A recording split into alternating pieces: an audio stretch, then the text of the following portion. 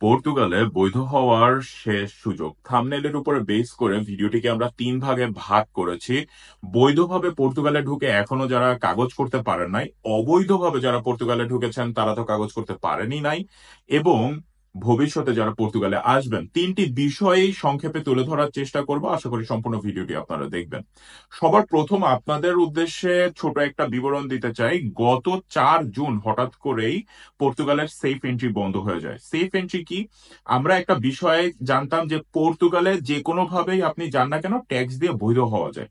কোনো না কোনো ভাবে যদি আপনি ভিসা থাকা অবস্থায় লিগাল ভাবে পর্তুগালে এন্ট্রি করেন, সেটা ট্যুরিস্ট ভিসা হোক, ওয়ার্ক ভিসা হোক, যেভাবেই হোক, অন্য দেশে আপনি ঘুরতে আসছেন, ওইখানে যে আপনি কিন্তু কাগজ করার একটা সুযোগ ছিল।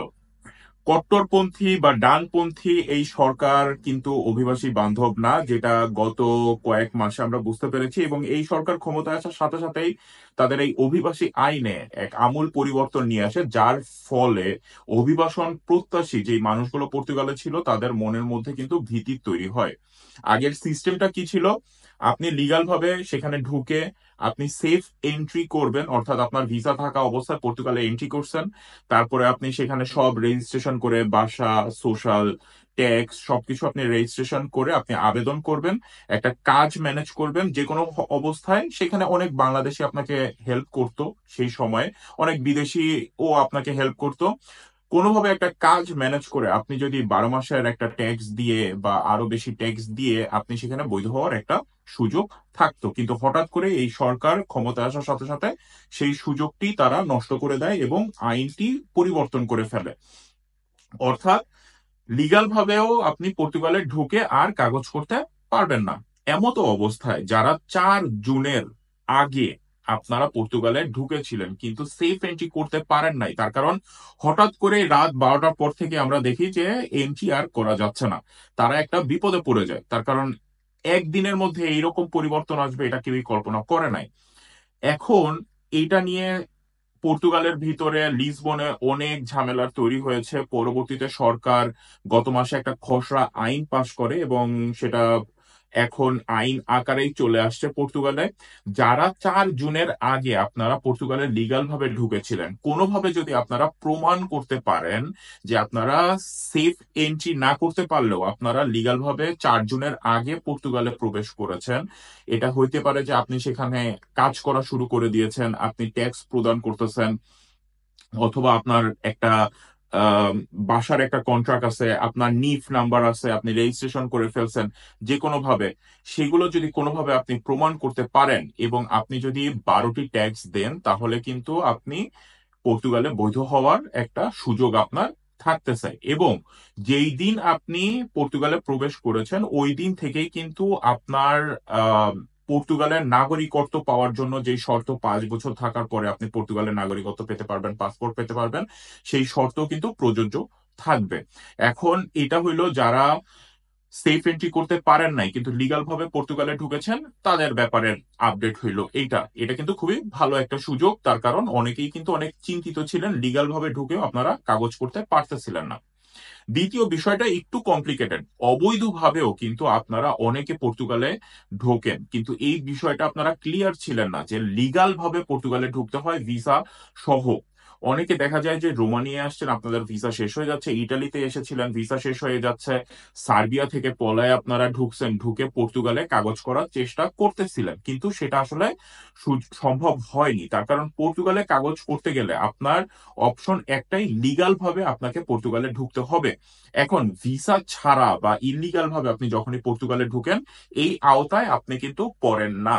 কিন্তু তা সত্ত্বেও পর্তুগালে কোনো না কোনো ভাবে আপনি কিন্তু অবৈধভাবে তো কাজ করে আপনি ট্যাক্স প্রদান করেন না, কিন্তু তারপরেও অনেকে সেখানে অ্যাজাইলাম ক্লেম করে, কাজ করার একটা পারমিশন তারা ম্যানেজ করে, এবং ওই অ্যাজাইলাম কেসের উপরে ভিত্তি করে তারা যদি সরকারকে নিয়মিত ট্যাক্স প্রদান করে দিয়ে যায়, তাহলে মানবিকতার ক্ষেত্রে মানবিক দিক বিবেচনা করে হয়তোবা আপনাকে 1 বছরে আপনার কাগজটি দিবে না, হয়তোবা আপনাকে তখন বলবে আপনি 12টা ট্যাক্স পে করছেন, আপনি আরো 6টা ট্যাক্স পে করেন, আপনি অথবা আপনি 24টা ট্যাক্স পে করেন।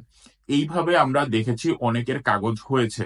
কিন্তু এর ভিতরে যদি পুলিশের কাছে আপনি ধরা খান বা যদি কোনো ঝামেলা হয় সেটা সম্পূর্ণ আপনার নিজের দায়িত্বে হ্যান্ডেল করতে হবে। এই ব্যাপারে আমরা কোনো ধরনের কোনো দায়িত্ব বা কোনো কিছুই কেউই নিবে না। এটা জাস্ট একটা মানবিকতার খাতিরে আমি কথা বলতেছি। অনেকের কাগজ এইভাবে হয়েছে, এটাও কিন্তু একটা অপশন। তৃতীয় যেই বিষয়টা, যে ভবিষ্যতে যারা পর্তুগালে আসবেন, দেখেন নতুন আইন অনুযায়ী কাজের পারমিট ছাড়া পর্তুগালে আপনি আসতে পারবেন না। হ্যাঁ, student visa, business, freelancing, D visa, D7 visa, এগুলো অনেক আলাদা ব্যাপার। কিন্তু আপনাকে এখন যদি লিগাল ভাবে পর্তুগালে কাজ করার উদ্দেশ্যে আসতে হয়, আপনাকে অবশ্যই একটা ওয়ার্ক পারমিট নিয়ে তারপরে আপনাকে আসতে হবে। এ ব্যাপারে পর্তুগাল সরকার যেটা বলতেছে যে ইলিগাল ভাবে অলরেডি অনেক পর্তুগালের ভিতরে আছে, তাদের ক্ষেত্রে দেখা যায় অনেকে নিয়মিত ট্যাক্স প্রদান করে না, অনেকের অনেক ধরনের ঝামেলা হয়। তারা চাচ্ছে লিগাল ভাবে দক্ষ শ্রমিক বাইরে থেকে যেন তাদের দেশে আসে। সেই কথা বিবেচনা করে আমরা আগে দেখেছি যে পর্তুগালের কিন্তু ভিসা হওয়াটা খুবই ঝামেলাযুক্ত ছিল। অবশ্যই এখনো কাগজপত্রের কিছু কমপ্লিকেসি রয়েছে, কিন্তু অনেকেরই ভিসা হচ্ছিল না। কিন্তু গত 3 মাস যদি আমরা বিবেচনা করি, ইভেন বাংলাদেশের কোথাও যদি আমরা বিবেচনা করি, অনেকেই কিন্তু গত 3 মাসে ভিসা পেয়েছেন পর্তুগালে। এবং আপনারা একটা বিষয় লক্ষ্য করবেন, বাংলাদেশের এজেন্সিও কিন্তু অলরেডি কাজ করা শুরু করে দিয়েছে। অনেক এজেন্সি কিন্তু পর্তুগাল নিয়ে কাজ করে না, তার কারণ সেখানে আসলে ওয়ার্ক পারমিট ম্যানেজ করাটা কিন্তু এতটা সহজ ছিল না, অথবা ওয়ার্ক পারমিট ম্যানেজ করলেও ভিসা হইতো না।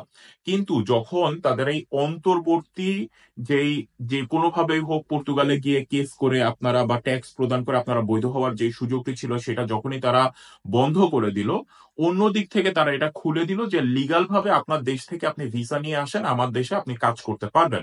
তো এটা কিন্তু আপনাদের বিবেচনা করতে হবে।